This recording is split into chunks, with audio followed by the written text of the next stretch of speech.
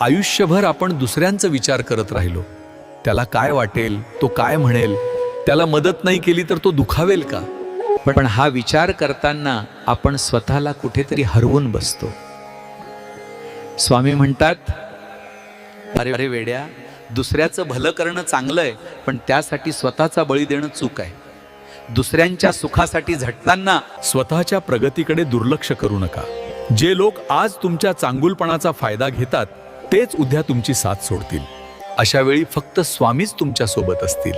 म्हणूनच माणुसकी जरूर जपा, पण स्वतःचा स्वाभिमान गहाण ठेवून नाही. दुसऱ्याला मदत करा, पण स्वतःला संपवून नाही. जेव्हा तुम्ही स्वतः आनंदी असाल तेव्हाच तुम्ही जगाला आनंद देऊ शकाल. लक्षात ठेवा, जो स्वतःची काळजी घेतो त्याची काळजी स्वामी घेतात. दुसऱ्यांचा विचार जरूर करा, पण स्वतःच्या प्रगती